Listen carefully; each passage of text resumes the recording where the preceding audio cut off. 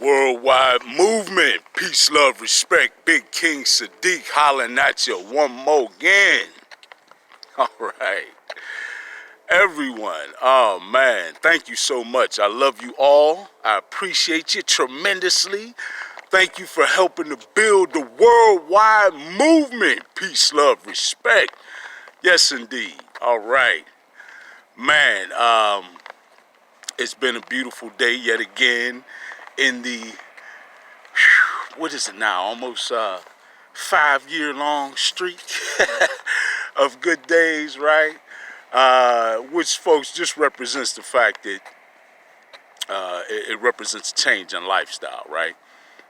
We don't incorporate, quote unquote, I had a bad day in the way that we live, right? In the way that I live, and is part of the worldwide movement. We appreciate each and every day as a beautiful opportunity. All right. With that said, again, please like, share, subscribe. Let's continue to build the worldwide movement. Peace, love, respect.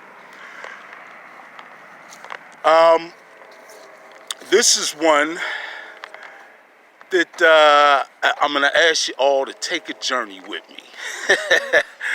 And let's contemplate sort of a what-if scenario. All right? What if human beings are a lot more than what we typically think? Huh? What if our existence is a lot bigger deal, perhaps, than what we think? What if our creator or our higher power, whatever term you're comfortable with, whatever ideology, religion, belief system you have, right? What if our creator has a grand design in place, right?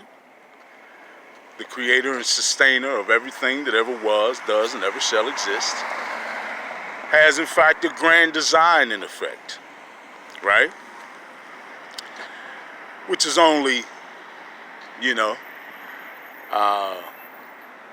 only true, in fact, because even our greatest scientific minds are beginning to see, and our greatest physicists are beginning to see, that there is, in fact, intelligent design in our universe, right? Okay.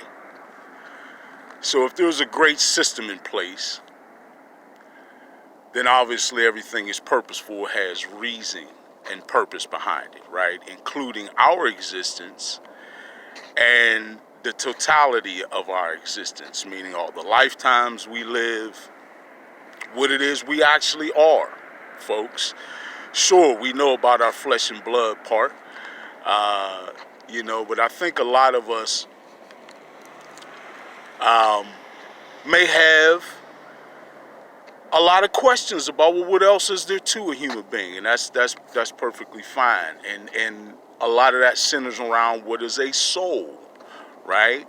Is there an aspect to us that continues on after what we consider to be the ending of our physical life or death?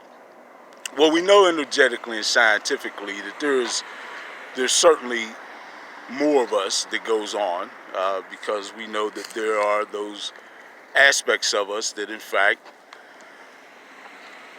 are not destroyed in our death, but only transitioned. Our physical matter is not destroyed at the moment of our death, it's transitioned. Our energetic aspects, which are certainly there, don't just cease to exist, they continue on.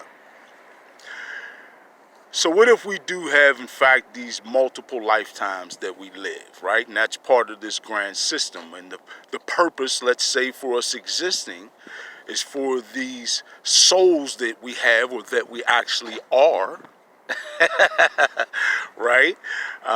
These souls are to mature, right? Now let's think about it. I spoke before about how non-corporeal beings do not go through the same experiences of vulnerability that a corporeal or physical being would, all right? So let's say that is the reason for our physical lifetimes. What if?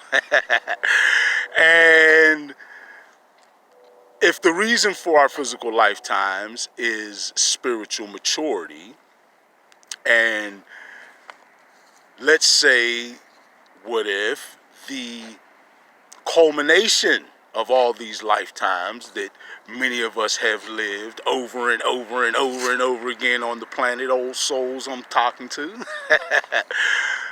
such as myself, what if the totality of that is a bank of experience, right? You live all those lifetimes, what exactly is a life? A bunch of experiences, right? I like to call it a collage of experiences. So if all those lifetimes form a grand collage, right, which is a part of your grand system that you are taking place in, right, and you gain a bank of wisdom and knowledge and experience from those lifetimes, then it must be leading up to something. What if that time is now, right? A point where the species that is known as human beings on this planet is finally growing up. Finally gotten to a point where we can stop killing each other and using every invention and every discovery that we make is no longer weaponized, right, but used toward the advancement of all. What if we finally begin to stop acting like children in the sandlot, right, or children in the playground calling names and hitting each other, right? Because if you really boil down the behavior of the nations on this planet, hasn't that what it's boiled down to in essence? The nature of their behavior. Calling each other names, right? Putting political terms behind it, rallying their people to go to war. What if